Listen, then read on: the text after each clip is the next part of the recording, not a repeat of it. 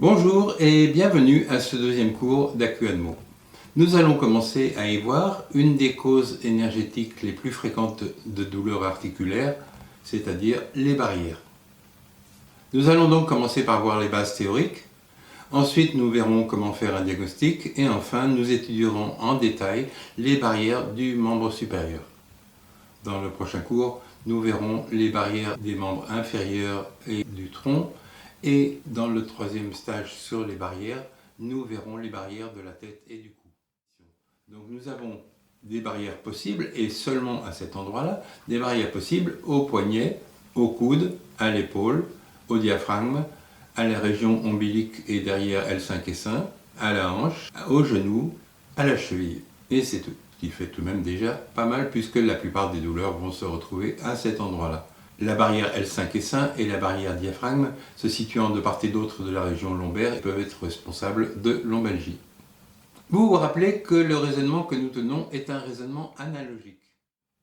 En résumé, le raisonnement analogique en médecine chinoise permet, à partir d'un interrogatoire, ou de la palpation, ou des deux, de traduire les symptômes du patient en perturbation énergétique, et cette perturbation énergétique est ce qui conduit au traitement. C'est-à-dire que nous n'allons pas directement des symptômes au traitement, mais nous traduisons d'abord les symptômes en perturbation énergétique, et à partir de cette perturbation énergétique, nous définissons le traitement, donc le point d'acupuncture à stimuler. Donc si nous faisons maintenant une synthèse de toutes les notions concernant les barrières. En premier lieu, une barrière est à chercher en cas de douleur unique ou peu nombreuse et en cas de douleur en nappe, c'est-à-dire non linéaire. Les douleurs nombreuses correspondent à des vides que nous verrons dans une vidéo prochaine et les douleurs linéaires correspondent à un autre diagnostic que nous verrons également plus tard. Voici notre écluse fermée et sa conséquence.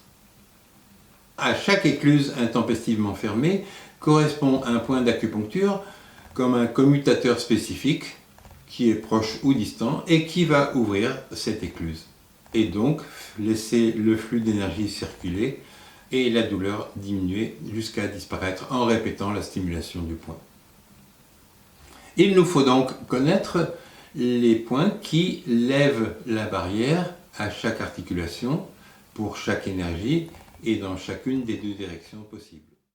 Au niveau de l'épaule, la barrière est représentée par l'articulation scapulo-humérale. Il faut être très précis parce qu'il y a une barrière pas très éloignée qui est représentée par la clavicule devant et l'épine de l'omoplate derrière, qui est la barrière entre le thorax et le cou. Donc nous palperons plutôt derrière ou devant, par-dessus. La surface de l'acromion est très réduite et nous risquerions de passer par erreur du bras au-delà de la deuxième barrière, ce qui n'aurait plus aucune valeur. Nous l'avons dit, il faut palper juste de part et d'autre de la barrière.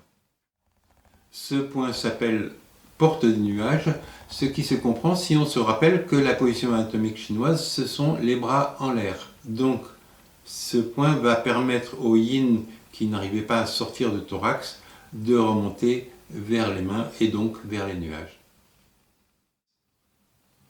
Bien, nous avons vu tous les éléments qui vont vous permettre de commencer à appliquer l'AcuAnmo dans votre patientèle.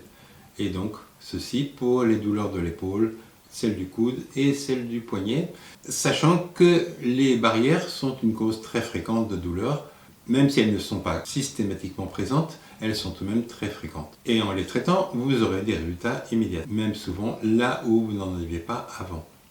Donc, mettez en pratique dès que possible ce que nous avons vu dans cette vidéo. N'oubliez pas de tester les amplitudes et de tester la douleur avant de traiter et ensuite de retester après chaque stimulation, après avoir fait marcher un petit peu le patient. Si vous vous y mettez avec rigueur, vous verrez que les résultats sont souvent spectaculaires, même dans des douleurs anciennes.